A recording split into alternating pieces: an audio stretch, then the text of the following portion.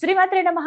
సుమన్ టీవీకి స్వాగతం. నేను గీతాంజలి. ఇవాళ మనతో పాటు ఉన్న అతిథి కామాఖ్య అమృత శోధన వ్యవస్థాపకులు, అమ్మవారి ఉపాసకురాలు, అలాగే శ్రీ విద్య ఉపాసకురాలు వేణుశ్యామ అమ్మతో మాట్లాడదాం. అమ్మ నమస్కారం. అమ్మ, ఇవాళ మీ నుంచి తెలుసుకోవాలనుకుంటున్నది అష్టమాతృకల గురించి. అసలు ఎవరి అష్టమాతృకలు, ఎవరెవరి పేర్లు ప్రధానంగా ఉంటాయి ఇందులో, ఆరాధన పద్ధతులు ఏంటి, అసలు వారి తత్వం ఏంటో మాట్లాడుకుందాం. అమ్మ ఏం చెబుతున్నారు, ఒక్కొక్క దేవత ఆ అవతారం విశిష్టత ఏంటి, ఎందుకు అష్టమాతృకల్లో ఉన్నారు, ఏం నేర్చుకోవచ్చు, ఏం తెలుసుకోవాలి అనేది. అష్టమాతృకలు అంటే మీరు చూస్తే కట్కమాల్లో ఉంటారు. అంతేకాకుండా శ్రీచక్రంలో మొదటి ఆవరణలో చతురస్రంలో ఏంటి అంటే రజోగుణ దేవతల కింద వాళ్ళు మొత్తం 8 మంది ఉన్నారు. మొదటి ఆవరణలోనే ఉంటారు. చతురస్రంలోనే రెండో లైన్ అంటే 3 లైన్లు ఉంటాయి చతురస్రానికి. మీరు చూస్తే మధ్య లైన్లో ఈ మాతృకలు రజోగుణానికి సంబంధించిన దేవతల కింద ఉంటారు. ఎందుకు అంటే నార్మల్గా మనం ఏంటి అంటే మనం అనుకున్నది వెంటనే అయిపోయింది అనుకోండి, సపోజ్ చాలా హ్యాపీ. 1 నిమిషం లేట్ అయింది అనుకోండి, మనకు వెంటనే నచ్చదు, ఇంకా లోపల నుంచి కోపం వచ్చేస్తుంది. ఆ కోపం కూడా ఒక ఇరిటేషన్ కింద మారి అసలు ఆ పని అవ్వకుండా ఒక్కొక్కసారి మనమే చేసేస్తాం కూడా ఈ కోపం వల్ల. అంటే ఎందుకు ఇలా అవుతుంది అని చెప్పేసి ఇంక మనకు నచ్చదు, తన శత్రువు అలా అవుతుంది, మనం ఆ పనిని ఆపేస్తాం. అంటే మనలో రజోగుణం ఎంత ఎక్కువ ఉంటే ఆ రజోగుణం కూడా ఏంటంటే అక్కర్లేని రజోగుణం. అంటే మానవుడికి సంబంధించిన రజోగుణం ఎప్పుడు ఏం చేస్తుంది అంటే అయితే వాడినైనా పాడు చేస్తుంది, లేకపోతే పక్క వాడినైనా పాడు చేస్తుంది. కానీ నిజమైన దేవతా రజోగుణం ఎలా ఉండాలి అంటే రజస్సు దేవతకు కూడా ఉంది. అంటే ఈ మానవ రజోగుణం నుంచి దైవం వైపు తీసుకువెళ్ళేవే ఈ అష్టమాతృకలు మనని రక్షిస్తూ.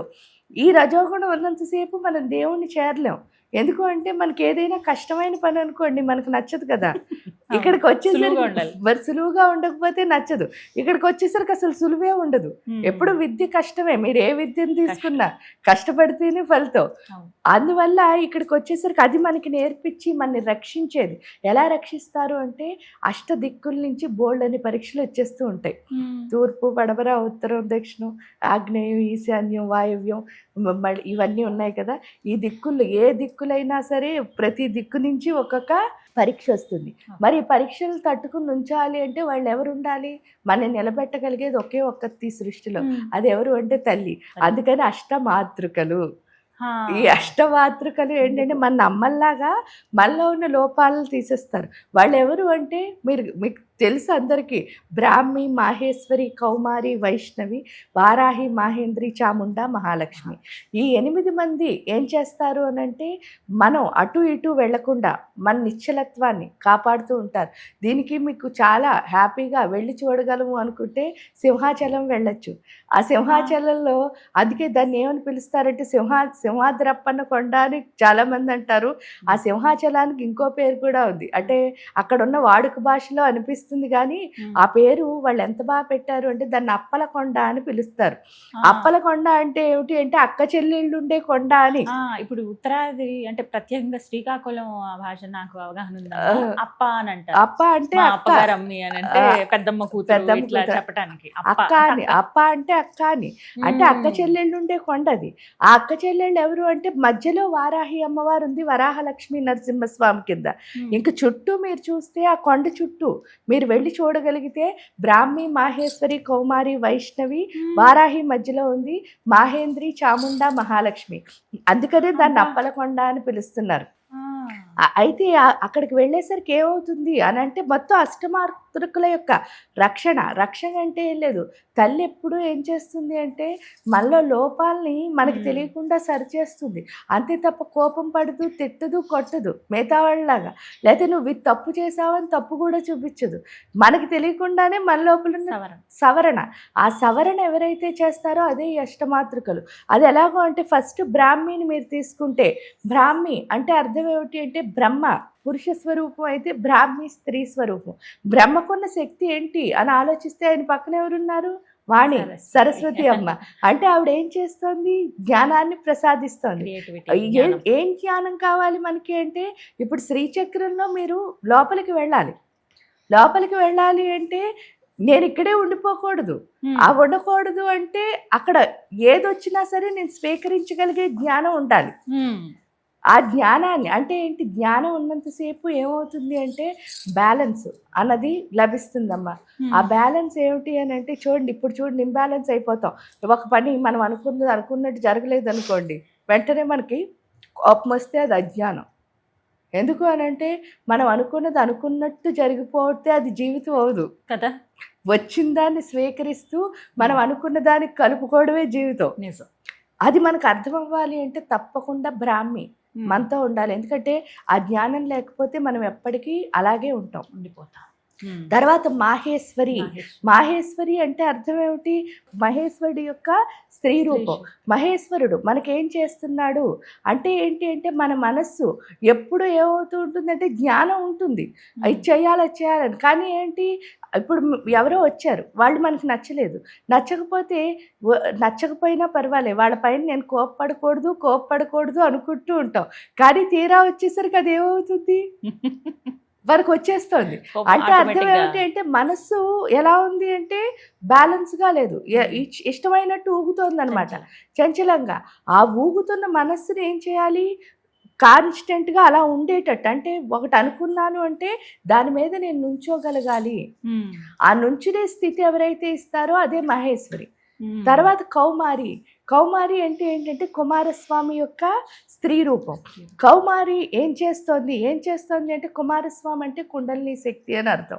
ఈ కుండలిని శక్తి ఏంటి అని అంటే సరిగ్గా మూవ్ అవునప్పుడు, అంటే అక్కడే ఉండిపోయింది, మూలాధార చక్రం నుంచి పైకి రాలేదు, అక్కడే ఉండిపోయింది. అక్కడే ఎప్పుడైతే ఉండిపోయిందో మనం ఏంటి అంటే ఎప్పుడూ స్వార్థంగానే, అంటే మన దాటి చూడండి చాలామంది అంటారు విరిగిన వేలు మీద వచ్చి కూడా పోయిర్రా అంటే అర్థం ఏమిటంటే ఈ విరిగిన వేలుకి రక్తం వస్తుంటే ఎప్పుడైతే మనం పాస్ పోస్తామో ఆ యూరిన్ వల్ల ఏమవుతుంది అంటే అక్కడ రక్తం ఆగిపోతుంది. ఆగిపోవడం కోసం అది కూడా ఇవ్వాలని ఎవరికి ఇష్టం ఉండదు. అంటే అంత స్వార్థం అనమాట మానవుల్లో. అంత స్వార్థం ఉన్నంతసేపు మనం ఎవరిని చేరలేము, దేవుడు ఎప్పుడు అందుకే చాలా మంది ఏమంటారంటే కోరుకున్నానండి అనుకుంటా. మీరు ఎన్ని కోరికలు కోరుతున్నారో అంత దూరంగా ఎవరుకుంటున్నావు అని అర్థం చేసుకోవాలి. ఎందుకు దూరం అయిపోతాము అని అంటే అసలు మనం ఏవి కోరుకోక్కర్లేకుండా అన్నీ మన దగ్గరే ఉన్నాయి, అంతలా ఇచ్చారు. అది అర్థం చేసుకోవడం, అది తెలుసుకోవాలి అంటే మనం సాధన చేసి ఆ దేవుడితో మనం కనెక్షన్ ఏర్పాటు చేసుకోవాలి.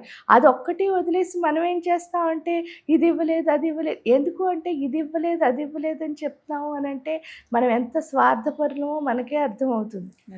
ఎప్పుడు ఇచ్చినవి తెలుసుకోలేకపోతున్నాం, దేవుడిచ్చింది అది అర్థమయ్యేటట్టు మనకి ఎవరు చేస్తారు అంటే కౌమారి. అంటే నేను ఎప్పుడు అడుక్కోవడం కాదు, నాకు ఇచ్చినవన్నీ అమ్మో ఇన్ని ఇచ్చాక ఇంకేమడుగుతా. ఇప్పుడు మీరు అన్నీ నాకు ఇస్తున్నారు అనుకోండి, నేను వచ్చి మళ్ళీ ఇంక మిమ్మల్ని ఏమైనా అడగగలుగుతానా? నాకు ఎప్పుడు అనిపిస్తుంది, తృప్తి లేనప్పుడే ప్రతిసారి అనిపిస్తుంది ఇంకా ఏదో ఇవ్వలేదు ఎందుకు సాటిస్ఫాక్షన్ లేదు. కానీ ఇచ్చినవన్నీ నేను తెలుసుకోగలిగితే ఇంకెప్పుడు అడగకూడదు. అది దేవుడు ఎప్పుడు 24 hours. ఎందుకంటే ఇందాక చెప్పినట్టే మన లోపల గుండె ఇచ్చాడు, మన లోపల రక్త ప్రసరణ ఇచ్చాడు, ఏవి ఇవన్నీ కూడా కాదమ్మా. చిన్న కాలు నొప్పో చేయి నొప్పో వచ్చింది అనుకోండి, అంటే వయసు రీత్యా ఏదైనా దాన్ని రీప్లేస్మెంట్ అని చేసుకుంటున్నారు ఇప్పుడు. కానీ రీప్లేస్మెంట్ చేసుకున్న నీ అనుకోండి సపోజ్, అంటే ఇది మోకాలు, దానికి మీకు ఒరిజినల్గా వచ్చిన మోకాలకి తేడా ఉంటుందా ఉండదా? ఖచ్చితంగా ఉంటుంది. అంటే దేవుడిచ్చింది ఎంత స్ట్రాంగ్ కదా, దాన్ని మనం నిలబెట్టుకోవాలి అంటే మనకి ఇచ్చినవి తెలుసుకుంటే నిలబెట్టుకుంటాం, ఇచ్చినవి తెలుసుకోకపోతే పోగొట్టుకుంటాం. అది మనకు అర్థమయ్యేటట్టు కౌమారి చెప్తుంది. తర్వాత వైష్ణవి. ఈ వైష్ణవి అంటేనే విష్ణు మాయా విలాసిని, విష్ణువు యొక్క మాయాశక్తి వైష్ణవి. వైష్ణవి అంటే ఎవరు అంటే లక్ష్మీ అమ్మవారు. లక్ష్మీ అమ్మవారికి ఉన్న ప్రత్యేకత ఏమిటి అని మీరు ఒకసారి ఆలోచించండి. ఆలోచిస్తే విష్ణుమూర్తి 14 భువనాల్ని పరిపాలించే రాజు, ఆయనకు పోషణాశక్తి ఎవరు అంటే ఐశ్వర్యాంబిక అమ్మ, లక్ష్మీ అమ్మ. ఇక్కడ అయ్యేసరికి ఒకసారి మనం ఆయన చూస్తే, అంటే మనం ఏదైనా చెయ్యాలి అంటే కంఫర్ట్ ప్రతి ఒక్కరికి, ఇప్పుడు పుట్టిన పిల్ల దగ్గర నుంచి రేపో వాపో వెళ్ళిపోయే ముసలివాడ వరకు కావాల్సింది ఒక్కటే, అదేమిటి అంటే కంఫర్ట్. నాకు కంఫర్ట్ లేకపోతే నేను చేయలేను అని మనం అనుకుంటాం. కానీ ఇక్కడికి వచ్చేసరికి వైష్ణవి దగ్గరికి మీరు చూస్తే విష్ణుమూర్తి పాల సముద్రంలో ఉన్నాడండి. 14 భువనాల్ని పరిపాలిస్తున్నాడు, పాల సముద్రంలో ఉన్నాడు. ఆయనకి ఒక పాము ఉంది మీరు చూస్తే, అవును. అదేమిటి అంటే శేషసాయి, అదే ఆయన సింహాసనం. అవునా కాదా? అవును. ఈయన పక్కన కాళ్ళు నొక్కుతూ భార్య ఉంటారు, ఆవిడ పేరు లక్ష్మీదేవి. ఆవిడని ఏమిటంటారంటే చెంచల అంటారు. ఎందుకంటే మూవింగ్ ఎనర్జీ, ఎక్కడ ఓ చోట స్థిరంగా ఆవిడ ఉండరు. ఇన్ని అస్థిర పరిస్థితుల్లో, ఎందుకు అంటే సముద్రం అంటే ఏమిటి, ఎప్పుడు వేవ్స్ కదులుతూనే ఉంటుంది. పాము ఎప్పుడైనా ఇలా కుర్చీలా ఉంటుందా అండి, అది కదులుతూనే ఉంది. ఇన్ని కదలికల్లో కూడా అంటే అస్థిరంగా ఉన్న స్థితిలో స్థిరంగా ఆయన ఉండి ఇంత బోనాల్ని పరిపాలిస్తున్నాడంటే ఇంత గ్రేట్గా, అది కూడా ఏదో సరదాగా పరిపాలించట్లే, డెడికేటెడ్గా ఎంతో గ్రేట్గా పరిపాలిస్తున్నాడు. ఆయన కంటే గొప్ప లీడర్ ఇంక ఈ సృష్టిలో ఎవరూ లేరు. అంటే అన్ని ఇంబ్యాలెన్స్లో బ్యాలెన్స్గా ఉన్న గొప్ప లీడర్ అది ఎవరు అంటే లక్ష్మీ అమ్మవారే. అంటే అన్ని ఇంబ్యాలెన్స్లో కూడా బ్యాలెన్స్ ఇస్తున్నది ఎవరు అంటే లక్ష్మీదేవి. ఎప్పుడైతే ఈ తల్లి బ్యాలెన్స్ ఇస్తుందో ఏమవుతుంది అని అంటే, ఇంబ్యాలెన్స్ని బ్యాలెన్స్ చేసుకోవడం ఎలాగో తెలిసిందనుకోండి, ఇంకా మనకు అసలు అక్కడ ఉన్న ట్రబుల్స్ అన్నీ పోయినట్టే. అంటే వైష్ణవి ఏం చేస్తుంది అంటే మనలో ఉన్న ఇంబ్యాలెన్స్లన్నిటినీ బ్యాలెన్స్ చేస్తుంది. తర్వాత వారాహి అమ్మవారు. వారాహి అమ్మవారు అంటే అర్థం ఏమిటి అంటే, ఆవిడ సప్త ధాతువులను ఉంటాయి మన లోపల. ఎందుకు అంటే వారాహి అంటే పూర్తిగా జ్ఞానాన్ని ప్రసాదించే తల్లి. లలిత ఉపాసనకు వచ్చేసరికి వారాహి అమ్మవారికి ఉన్న ప్రత్యేక స్థానం ఏంటి అంటే, మీరు లలితా సహస్రంలో కూడా చదువుతారు, విశుక్ర ప్రాణహరణ వారాహి వీర్యనందిత అని ఒకటి చెప్తారు. రెండోది ఏం చెప్తారు అని అంటే కిరిచక్ర రథారూఢ దండనాథ పురస్కృత. అంటే ఏంటి అంటే మన మైండ్లో బోల్డన్న ఆలోచనలు, అవే మన లోపలున్న రాక్షసులు. ఈ రాక్షసులు వచ్చి ఎవరితో ఫైట్ చేస్తూ ఉంటారు, ఎప్పుడు దేవతతో ఫైట్ చేస్తూ ఉంటారు. అప్పుడు దండనాయిక ఎవరు, వారాహి ఏం చేస్తుంది ఆ ఫైటింగ్లో, రాక్షసులందరినీ. అంటే మనలో ఉన్న అక్కర్లేని కన్ఫ్యూజన్స్ అన్నీ తీసేసి మనకి క్లారిటీ ఇచ్చేది ఎవరు అంటే వారాహి. మనకున్న కన్ఫ్యూజన్లు ఏమాత్రం లేవు. ఏమిటి అంటే అవునా కాదా, ఉందా లేదా, చైనా వద్దా, ఇలా అనుకుంటూ బతికేస్తూ ఉంటాం. మనకి ఏంటి అంటే చేస్తానంటే చేస్తా, చేయనంటే చేయను, ఉందంటే ఉంది, లేదంటే లేదు. అలాంటి క్లారిటీలు వచ్చేస్తాయి. ఎప్పుడైతే ఫస్ట్ మైండ్ క్లారిటీ వచ్చేసిందో ఇంకా మనకి అసలు ఏ ట్రబుల్ ఉండదు. దాంతోపాటు విశుక్ర ప్రాణహరణ అంటే అర్థం ఏమిటంటే విశుక్రుడు. శుక్రము అంటే అర్థం ఏమిటంటే మన దేహం తండ్రి యొక్క శుక్రంతోనే తయారవుతుంది. అందుకని ఏంటి అంటే లోపల ప్రాణం మనకి తల్లిస్తే, అంటే అందుకే ఈ భూమి మీదకి వచ్చిన తర్వాత మనం మర్చిపోకూడదు అంటే తల్లి తండ్రి ఒకటి, తల్లి ప్రాణం. ఇప్పుడు మనం ప్రాణంతో ఉండి ఇన్ని మాటలు మాట్లాడుతున్నాం అంటే దానికి ఎవరు అంటే అమ్మ ఇచ్చిన ప్రాణమే. అవును. ఆ తర్వాత నాన్న ఏమి ఇచ్చారు అంటే దేహం ఇచ్చారు. ఈ దేహం లేకపోతే ఈ ప్రాణానికి విలువ లేదు, ఈ ప్రాణం లేకపోతే ఈ దేహానికి విలువ లేదు. అంటే ఈ రెండు కలిసి ఉండాలి. కానీ ఈ రెండు కలిసి ఉండాలి అంటే దాంట్లో ప్రాణశక్తి ఉండాలి కదా.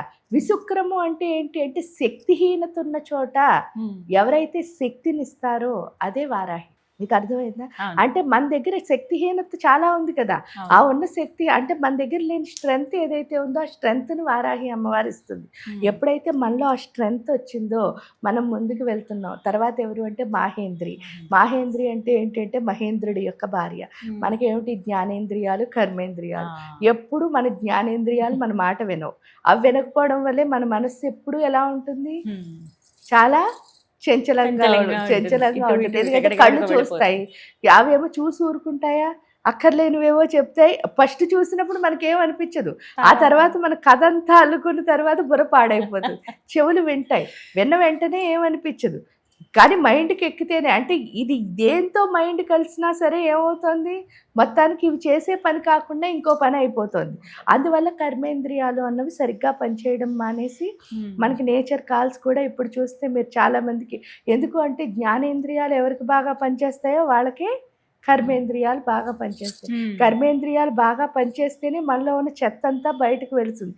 లేకపోతే మనలో ఉన్న మురికినంతటిని మనమే దాచుకోవడం వల్ల ఏమవుతున్నాం, లోపలంతా మురికి కాలువను తయారు చేసుకుని బ్యాక్టీరియాని, జబ్బులని, మొత్తానికి ఎలా అయితే శరీరం మొత్తాన్ని పాడు చేసుకుంటున్నాం.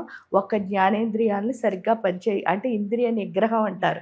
ఆ ఇంద్రియ నిగ్రహం లేకపోవడం వల్ల ఇప్పుడు వచ్చేసరికి ఏంటంటే మాహేంద్రి మనకు ఆ ఇంద్రియ నిగ్రహాన్ని ఇచ్చి పూర్తిగా, నా కళ్ళు ఏంటంటే డీవియేట్ అవ్వకూడదు, నేనేం చేయాలనుకున్నానో అదే చేయాలి. అంటే నాలిక నేనేం మాట్లాడాలనుకున్నానో అదే మాట్లాడాలి. చెవులు నేనేం నాకు వినాలనిపించలే, అదే. అక్కడి నుంచి వెళ్ళిపోవాలి అంతే తప్ప అంతా వినేసి నాకు వినాలని లేదండి ఇలాంటి మాటలని అనకూడదు. అవును. మళ్ళీ వాళ్ళతో డిస్కస్ చేసి నాకు ఇలాంటివన్నీ ఇష్టం ఆ, ఉండవు ఇష్టం లేదు, అలా ఇలా చెప్పకూడదు. చాలా మందిని చూస్తుంటాం. ఎందుకంటే అది ఇంద్రియ నిగ్రహం లేకపోవడమే.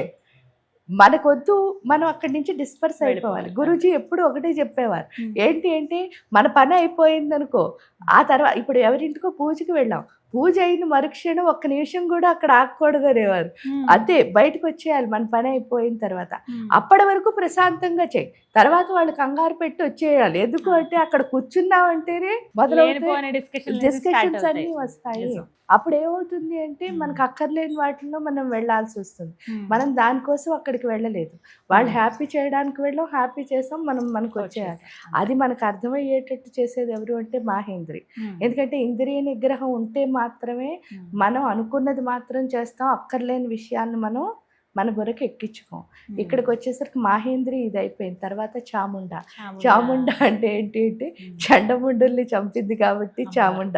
ఉమ్. చండముండులు ఎవరు అంటే మనలో ఉండ మొండితనం, దుర్గుణాలా? దుర్గుణాలే అవి. ఏమిటి అంటే చూడండి, మొండితనం ఒకటి, ఇంకోటమ్మా? మొండితనం ఒకటి ఏమిటి, రెండోది ఏంటి అంటే నాకెందుకులే, నెగ్లిజెన్సీ. ఉదాసీనత అంటారు. ఈ రెండు కూడా మంచివి కాదు నిజం చెప్తే. దాన్ని ఏమిటి అంటే ఆత్మన్యూనతాభావం, అహంకారం, ఈ ఇవే వాటి కింద పరిణామం చెందుతున్నాయి.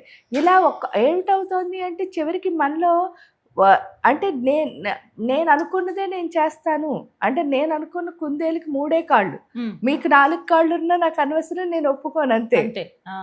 అది పద్ధతి కాదు. ఎందుకు అంటే సిచ్యువేషన్లో అప్పుడు ఏదొస్తుందో దాన్ని మనం స్వీకరించి ముందుకు వెళ్ళాలి తప్ప నేను ఇలాగే చేస్తాను అంటే చాలాసార్లు కుదరదు.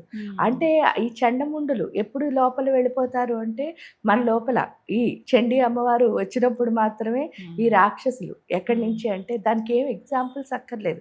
మీరు అయోధ్య తీసుకుంటే అది ఒక మోక్షపురి, సప్త మోక్షపురుల్లో అయోధ్య కూడా ఒక మోక్షపురి. అక్కడ మీరు చూస్తే మీకు ఒకటి అర్థం అవుతుంది, ఏంటి అంటే కైక అమ్మవారు మీకు తెలుసు కదా. ఎందుకంటే చండీ అమ్మవారు మణిపూర్ చక్రంలోనే ఉంటుంది, ఈ అయోధ్యకు కూడా మణిపూర్ చక్రంతోనే సంబంధం ఉన్నది. అయ్యేసరికి కైక అమ్మవారు, ఆవిడని మీరు చూస్తే ఆవిడ చాలా గొప్ప ఆవిడ, చాలా మంచి ఆవిడ. రాముణ్ణి తన కొడుకు కంటే ఎక్కువగా ప్రేమించిన ఆవిడ, కౌశల్య కంటే ఎక్కువగా ఆవిడ ప్రేమించి చాలా బాగా ఆయన్ని వృద్ధిలోకి, అంటే ఆయన ఎదిగే వరకు ఆయన పెంచి పెద్ద చేసిన తల్లి ఆవిడ. అలాంటిది ఆవిడకి ఏదో ఎవరు చెప్పారు చేశారు అని కాదు, ఆవిడ మనసులోకి ఒక ఇన్సెక్యూరిటీ వచ్చింది. ఆ ఇన్సెక్యూరిటీ ఏంటి అంటే, రాముడు కనుక రాజు అయిపోయాడు అనుకో, తన కొడుకు వెనకాల ఏంటి అంటే సేవకుడు కింద తిరగాలి, నా కొడుకు భరతుడు రాజు అవ్వాలి అనుకుంది. అంటే ఆ చిన్న ఇన్సెక్యూరిటీ, అంటే భయం. ఆ భయం వల్ల ఏం చేసింది అంటే రాముడిని అడవులకు పంపించేయాలి అని అనుకుంది. అనుకుంటే రాముడు ఏం చేశాడు అంటే, అడవిలో ఉన్న రాముడు రాజే, అయోధ్యలో ఉన్న రాముడు రాజే. ఎందుకు అని అంటే, ఇక్కడ రాజరికం అన్నది ఎలా ఉంటుంది అంటే, చూడండి మీరు పదవి ఉన్న ఏదైనా ఒక మంచి పదవి ఉందనుకోండి, అందరూ వచ్చి ఏం చేస్తారు, అమ్మ మీరు ఇంత గొప్ప ఆవిడ, అంత గొప్ప ఆవిడ, మీరు ఇచ్చేసారు వచ్చేసారు అని చెప్తారు. అదే ఆ పదవి 5 సంవత్సరాల తర్వాత మనకు అయిపోయింది అనుకోండి, ఈ గొప్పతనం ఏమైనా ఉంటుందా? అంటే నిజమైన గౌరవం అన్నది పదవి నుంచి వస్తుందా మనకి? రావట్లేదు. లేదా మీరు ఒక మంచి డ్రెస్ వేసుకుని వచ్చారు, ఆ డ్రెస్ చూసి మీరు చాలా బాగున్నారండి అని అందరూ మెచ్చుకుంటారు. అంటే ఆ గౌరవం మీకు వచ్చినట్ట, ఆ డ్రెస్కి వచ్చినట్ట? అదే కదా. మీరు ఆర్నమెంట్స్ పెట్టుకున్నారు, అది మీకు వచ్చినట్ట, ఆర్నమెంట్స్ ఇలా చూసుకున్నప్పుడు ఏంటి అంటే, ఆ గౌరవాలు ఏవి నాకు రాలేదు. నా నిజమైన గౌరవం ఎక్కడుంది అంటే, మనకి అర్థమయ్యే భాషలో అంటే క్యారెక్టర్, పర్సనాలిటీ అంటారు. ఆ పర్సనాలిటీ, క్యారెక్టర్ ఉంటేనే మనకి గౌరవం అన్నది వస్తుంది. అది రాముడి దగ్గర ఉంది కాబట్టే అడవిలో ఉన్న ఆయన రాజు ఎందుకు అయ్యాడంటే, ఆవిడ అడవికి వెళ్ళిపోమంది, నేనెందుకు వెళ్తాను అంటే అయిపోయే అల్లే ఈ రాజరికం అంతా నేను వదిలేయాలా అని మనలా ఇన్సెక్యూరిటీ అయితే అయిపోయింది. ఏమవలే, చాలా సింపుల్గా వెళ్ళొస్తానమ్మా అని వెళ్ళిపోయాడు ఆయన. వెళ్ళిపోతే ఆయన ఎంత గొప్ప రాజు అంటే, ఒక భర్త యొక్క గౌరవం ఎప్పుడు ఎక్కడ ఉంటుంది అంటే భార్యలో ఉంటుంది. మీరు చూస్తే సీతమ్మ అసలు అంత గొప్ప రాణి. ఎందుకు అనంటే గొప్ప రాణి, పతివ్రత. ఏ విషయంలో చూసినా ఆవిడ ఆదిపరాశక్తి.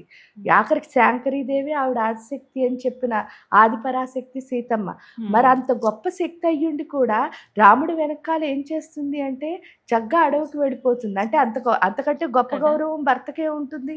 పోనీ వీళ్ళిద్దరూ వెళ్ళారు అంటే ఆ తమ్ముడు లక్ష్మణుడు కూడా ఏం చేస్తాడు, వెళ్ళిపోతాడు. వెళ్ళిపోయిన తర్వాత ఈవిడ ఏ భరతుడి కోసం అయితే రాజ్యం అడిగిద్దో ఆ భరతుడు ఆయన వెనకాల వెళ్ళిపోతాడు అడవులకి. వెళ్ళిపోయి నాకు ఈ రాజ్యం వద్దు, ఏం వద్దు, కాలంటే నేను ఇక్కడ ఉండిపోతాను అని అంటే, కాదురా పరిపాలించాలి నువ్వు 14 సంవత్సరాలు రాజ్యంలో రాజు లేకుండా ఎలాగని చెప్పి రాముడు ఏం చేస్తాడంటే హితవు చెప్పి ఆయన పాదాలను పట్టుకెళ్ళి, అంటే గురువులా భావించి ఆ పాదాలను పట్టుకెళ్ళి పాదుకల్ని పట్టాభిషేకం చేసి ఆ పాదుకలతో రాజ్యం పరిపాలిస్తూ ఈయన పక్కన కూర్చుని. అంటే అంతకంటే గొప్ప రాచరికమే ఉంటుంది. రాముడు గొప్ప రాజు, భరతుడు గొప్ప రాజు, లక్ష్మణుడు గొప్ప రాజు, సీత గొప్ప రాణి. ఏంటంటే అక్కడ చూసినప్పుడు అది ఎలా వచ్చింది అంటే వాళ్ళకి ఏం ఇన్సెక్యూరిటీ లేదు. అంటే ఈ ఇన్సెక్యూరిటీని సెక్యూరిటీగా, అంటే అధైర్యాన్ని ధైర్యంగా మార్చే శక్తులు. అంటే ఒక్క అధైర్యం వచ్చింది అయోధ్యలో, ఆ ఒక్క అధైర్యానికి ఇన్ని ధైర్యాలు వచ్చాయి. వెంటనే కైకి మారిపోయింది. మీరు ఎందుకంటే ఆవిడ చెడ్డ ఆవిడ కాదు. లోక కళ్యాణం కోసం ఇన్ని పంపించమని దేవతలు చెప్పారు, ఆవిడ పంపించారు. కానీ అక్కడ మీరు అంటే అదంతా హయ్యర్ లెవెల్. కానీ నార్మల్గా మన నేచురల్గా మన స్థితిలో చూసినప్పుడు అక్కడ ఒక వచ్చిన అధైర్యానికి ఇన్ని ధైర్యాలు తోడయ్యాయి కదా. అంటే ఇది కదా రాజరికం అంటే. అప్పుడు మీరు అడవిలో ఉన్న రాజే, లేకపోతే సింహాసనంలో ఉన్న రాజే. అలా గౌరవం సంపాదించాలి అంటే మాత్రం తప్పకుండా మనం అంతే గొప్పగా మన ఆలోచన విధానం అన్నది ఉండాలి. అది మార్చేది ఎవరు అంటే చాముండ, చండీ అమ్మవారు. ఎప్పుడైతే దాన్ని ఇచ్చారో ఫైనల్లీ మనం ఎక్కడికి వచ్చామంటే మహాలక్ష్మి. మహాలక్ష్మి ఏంటి అంటే పూర్తిగా ఆత్మలో అనుసంధానమై ఏం చేస్తుంది అని అంటే మనలే. అందుకే ఏమంటారు చెప్పండి, ఎవరింటికైనా వెళ్ళారనుకో, ఆవిడ్ని చూసారనుకో, అమ్మ ఈ ఇళ్ళల్లో లక్ష్మీ కళ, మీలో లక్ష్మీ కళ ఉట్టిపడుతుంది. ఎవరు ఎలా ఉన్నా, ఏ ఉపాసన అయినా సరే స్త్రీని చూడగానే లక్ష్మీ కళ అంటారు. అవునా? ఆ లక్ష్మీ కళ ఎందుకు అంటే మన ఆత్మలో ఆత్మశక్తిగా అష్టపాశాలని తీసేసి మనలో ఉన్న ఇంకేమైనా మిగిలిన ఇన్బ్యాలెన్స్లు ఉంటే వాటన్నిటినీ, అందుకే ఏమంటారు అంటే ఆవిడ ఏం చేసింది, మహిషాసుర మర్దిని. ఆ మహిషాసుర మర్దినై ఏం చేస్తుంది అంటే, మీరు చండీ సప్తశతి 2వ అధ్యాయంలో లక్ష్మీ అమ్మవారిని మహిషాసుర మర్దిని కిందే చెప్తారు. మన లోపల ఉన్న మొత్తం ఏదైతే ఆ మహిషాసురుడు ఉన్నాడో వాడిని తీసేసి ఆవిడే మనమైపోయి, అంటే ఏంటి అంటే మన లోపల ఆవిడే ఉండి మనని ముందుకు నడిపిస్తుంది మహాలక్ష్మి. ఎప్పుడైతే ఆవిడ మన లోపల ఉండి మనని ముందుకు నడిపిస్తుందో, ఆ లక్ష్మీ శక్తి మన లోపలికి వచ్చిందో, మనం లలితమ్మని చేరడానికి చాలా మంచి అవకాశం వస్తుంది. అది అష్టమాతృకుల పాత్ర శ్రీ విద్యా ఉపాసనలో. ఈ అష్టమాతృకులను ఎవరైనా స్మరించవచ్చు, ఎవరైనా పూజ, అంటే పూజ ఏవి చెయ్యకపోయినా సరే చక్కగా రోజు బ్రాహ్మి, మహేశ్వరి, కౌమారి, వైష్ణవి, వారాహి, మహేంద్రి, చాముండా, మహాలక్ష్మి అని చెప్పుకోవచ్చు. వాటికి మంత్రాలు కూడా ఉన్నాయి అమ్మవారికి. ఇంకా ఎవరైనా ఉపాసన ద్వారా అలా మంత్రం ద్వారా చేసుకోవాలి అంటే ఆ మంత్రాలు తీసుకుని గురువుల ద్వారా కూడా చేసుకోవచ్చు. లేదా మాకు అలా చేయలేవండి అంటే 8 పేర్లు చదువుకున్నా చాలు, మనలో ఈ 8 రకాల రక్షణలు అయితే ఖచ్చితంగా వచ్చి తీరుతాయి. చాలా బాగా చెప్పారేమో. అంటే ఇప్పటి వరకు ఏంటంటే అమ్మో అవి ఇంకా ప్రత్యేకమైన ఆరాధనలు ఉంటాయేమో, అసలు నార్మల్ వాళ్ళు శ్రీవిద్య ఉపాసన లేకుండా చేయకూడదేమో, అమ్మవారి ఉపాసకులు మాత్రమే అనుకున్నాను. కానీ అసలు తత్వాలు ఇవైనప్పుడు అందరూ పూజించుకోవచ్చు. ఆ శక్తులు అందరికీ అవసరమే. అసలు ఇంకొక విషయం అమ్మా, ఇక్కడ శ్రీ విద్య ఉపాసన అంటే మన నుంచి వేరైంది కాదు. ఫస్ట్ అది మనం అర్థం చేసుకుంటే సరిపోతుంది. ఎందుకు వేరైంది కాదండి అంటారు. మీరు పుట్టారు అంటేనే మీరు శ్రీ విద్యా ఉపాసకుల కింద లెక్క. అంటే కులాలు, మతాలు ఇవన్నీ పక్కన పెట్టేస్తే మనం భూమి మీద పుట్టామంటే మనం శ్రీ విద్యా ఉపాసకుల కింద లెక్క. దానికి ఫస్ట్ కారణం ఏమిటి అంటే అమ్మ లేకుండా మనం రాలేం. ఎక్కడైనా సరే, ఏ మతమైనా, ఏ కులమైనా, ఎందులో అయినా, అంటే అమ్మ లేకుండా మనం బయటకు రాలేదు కదా. అంటే అమ్మ మనతో ఉందంటే శ్రీ విద్యా ఉపాసనే. దానికి తోడు ఏంటి అంటే హిందూ ధర్మంలో ఇంకా చెప్పాలి అంటే మనం ఏదైనా ఒక శుభకార్యం ఇంట్లో చేసుకున్నాం అనుకోండి, శ్రీ అని పెట్టేసి ఏం చెప్తున్నారు, మొదలు పెడుతున్నాం. అంటే శ్రీ అంటే ఏంటి, శ్రీ విద్య, శ్రీంకారంతోనే మనం మొదలు పెడుతున్నాం. అంటే శ్రీంకారం అంటేనే శ్రీ విద్యా ఉపాసన. వేరే శ్రీ విద్యా ఉపాసన ఏమక్కర్లే. ఈ శ్రీం అంటే శ్రీ విద్యా ఉపాసకుల కిందే లెక్క. అంటే మనం ఓన్లీ ఏంటంటే మన మనసును అర్పించాలంతే. అది అయిపోయింది. మీ ఇంట్లో ఏదో పండగ జరిగింది, దానికి శ్రీం అనే మొదలు పెడుతున్నారు. అంటే పండగలకు అనుకో, లేకపోతే శుభకార్యాలకు, దేనికైనా సరే శ్రీం అనే అంటున్నాం. ఇదంతా అయిపోయింది. ఇప్పుడు మీకు ఏదో ఒక అవార్డు వచ్చింది అనుకోండి, వెంటనే ఏమంటున్నారు, శ్రీమతి అని చెప్తున్నారు. అంటే ఏమిటి, మీ బుద్ధి గౌరవార్థం కింద కూడా అదే వాడుతున్నారు. అదే ఒక పురుషులకు వచ్చింది అనుకోండి, పలానా శ్రీ గారు అంటున్నారు. అంటే అది గౌరవానికి శ్రీ వాడుతున్నాం, మంచి పనులకి శ్రీ వాడుతున్నాం, పండగలకి శ్రీ వాడుతున్నాం, శుభకార్యాలకి శ్రీ. అంటే మనతో శ్రీ లేకుండా మనం లేవు. నిజం. అందువల్ల శ్రీ విద్యా ఉపాసనలోనే మనం మునిగి తేలుతున్నాం. కాబట్టి అది స్పెషల్గా చేసేది అంటే అది ఫలానా వాళ్ళే చెయ్యాలి కాదు. ఈ భూమి మీద మనం పుట్టడమే శ్రీ విద్యా ఉపాసకుల కింద పుట్టాం.